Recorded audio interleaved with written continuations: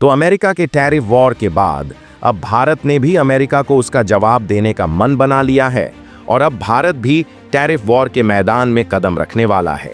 दरअसल दुनिया भर में व्यापारिक तनाव बढ़ने के बीच भारतीय सरकार ने 100-200 दिनों का मास्टर प्लान तैयार किया है, जो देश की आर्थिक रणनीति को एक नई दिशा देने जा रहा है। और तो और यह प्लान इतना कारगर साबित होने वाला है कि इससे अमेरिकी टैरिफ फीका पड़ जाएगा। पूरी डेवलपमेंट क्या है, आइए समझते हैं आज की इस वीडियो में। लेकिन आगे बढ़ने से पहले इस वीडियो को एक लाइक करके चैनल को सब्सक्राइब जरूर कर लीजिए, क्योंकि यह आपके लिए सिर्फ 1 सेकंड का काम है, लेकिन इससे हमारी काफी बड़ी मदद होती है।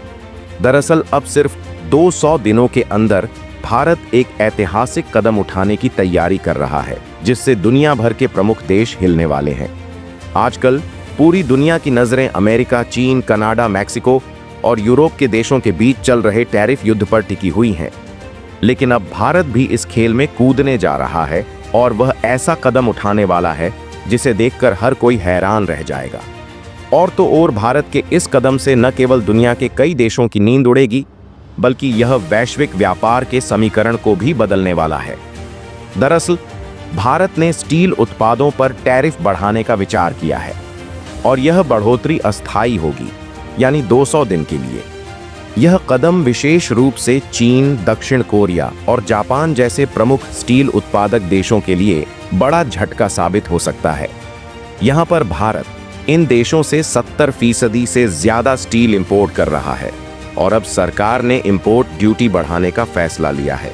लेकिन सवाल यह है कि आखिर भारत को इंपोर्ट ड्यूटी बढ़ाने की जरूरत क्यों पड़ी और यह बढ़ोतरी कितनी अहम है। आइए इस पूरे मामले को गहराई से समझने की कोशिश करते हैं।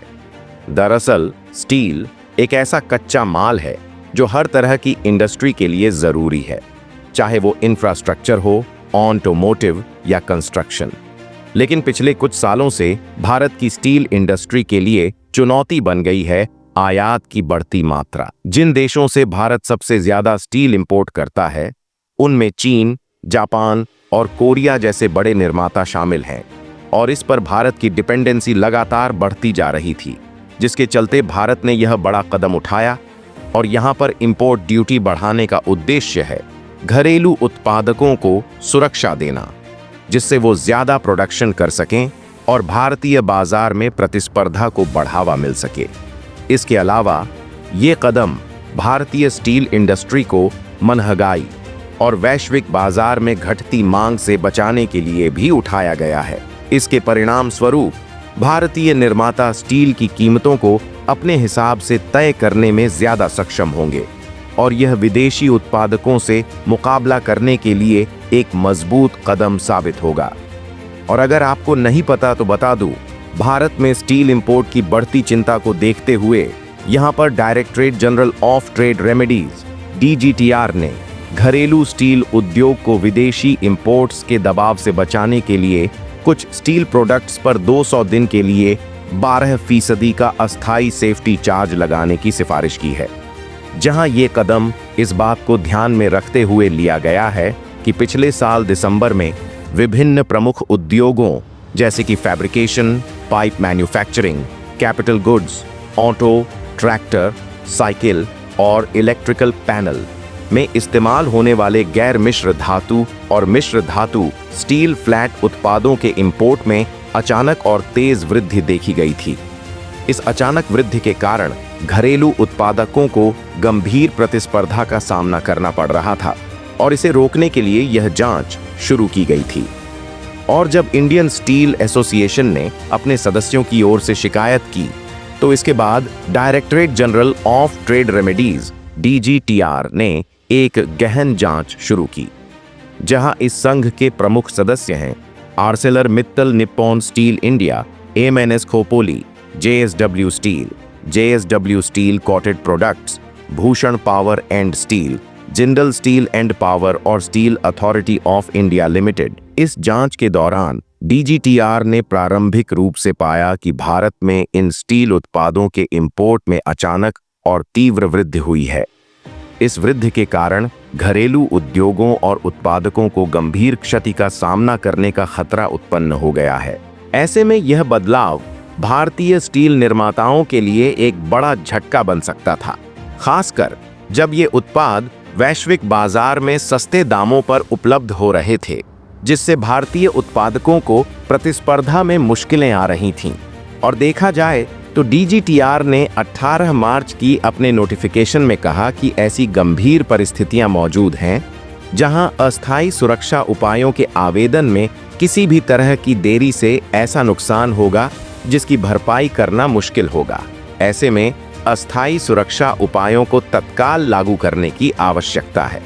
और यहाँ पर नोटिफिकेशन के अनुसार प्राधिकरण ने विचाराधीन उत्पाद के इंपोर्ट पर अंतिम फैसला होने तक 200 दिन के लिए 12% यथा मूल्य की दर से अस्थायी सुरक्षा शुल्क लगाने की सिफारिश की है।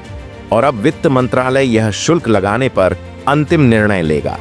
लेकिन यहाँ पर उद्योग जगत के विशेषज्ञों का मानना है कि चीन, जापान और दक्षिण कोरिया में मांग में कमी के कारण भारत में स्टील उत्पादों का इंपोर्ट बढ़ा है और इस स्थिति ने घरेलू स्टील इंडस्ट्री को संकट में डाल दिया है, क्योंकि 2021 से 22 के दौरान जहां इन उत्पादों का इंपोर्ट 22.93 लाख टन था, वहीं जांच अवधि अक्टूबर 2023 से सितंबर 2024 और 3 पूर्ववर्ती वित्त वर्ष 2021 से 24 के दौरान यह आंकड़ा बढ़कर 66.12 लाख टन हो गया है।